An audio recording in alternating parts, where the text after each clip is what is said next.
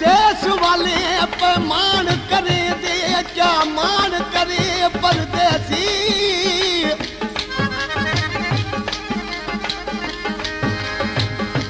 परदेसी दी दिल नरम हुदी को झिड़क देसी मरवेसी।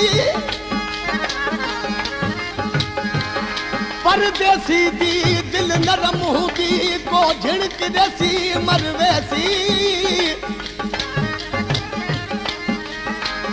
ओ गुलाम फरीद हर को मरवेसी देसी होवे या परदेसी। ओ ला ओ ला ला ओ ला उम्र गुजारी गिफलत देव की झोकत जारी करत सही। उम्र गुजारी गिफलत देव झोकत जारी करत सही। चारई पहर गुनाह विच गुजरल चारई पहर गुनाह विच गुजरल अल्लाह कनू कुछ डरत सही। मौला कनू कुछ डरत सही। उम्र गुजारी गिफलत देव झोक तैयारी करता।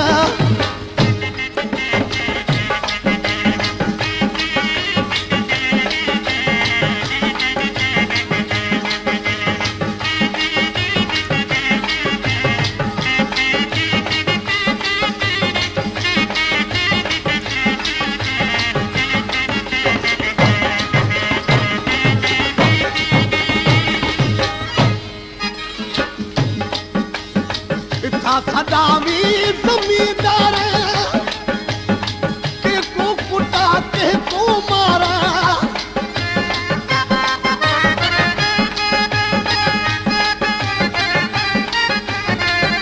सदावी जमींदार के को कुटा के को मार।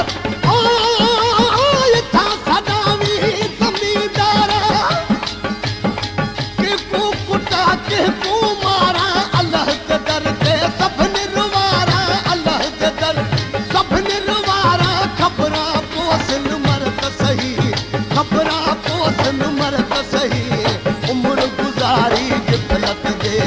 झोकत जारी करत सही। झोकत जारी करत सही। चारई पहर गुनाह विच गुजरल चारई पहर गुनाह विच गुजरल अल्लाह कनू कुछ डरत सही। मौला कनू कुछ डरत सही। उम्र गुजारी गिफलत दे झोक तैयारी करता।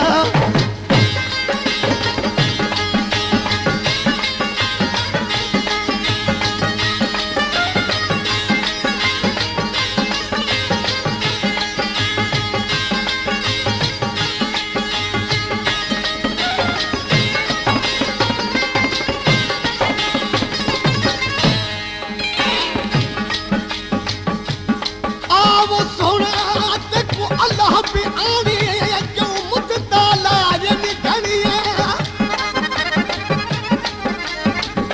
रोवन अखियां तदा सिखियां जदा वाकुफ ते दिया बनिए। रोवन अखियां तदा सिखियां जदा वाकुफ ते दिया बनिया। गुलाम फरीद रोवन कदा खुदसी जदा पोसन खफन नू तणिया।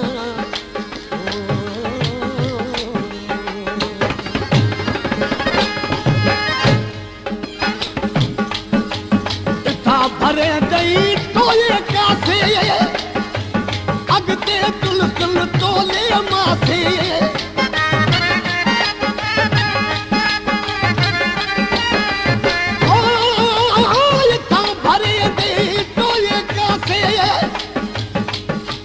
तुलसन तोले मासे कबर अदारी कड़कन पासे कबर अदार कड़कन पासे। ई कबर विच खिड़त सही। ई कबर विच खिड़त सही। उम्र गुजारी गिफलत दे झोकत जारी करत सही। चारई पहर गुनाह विच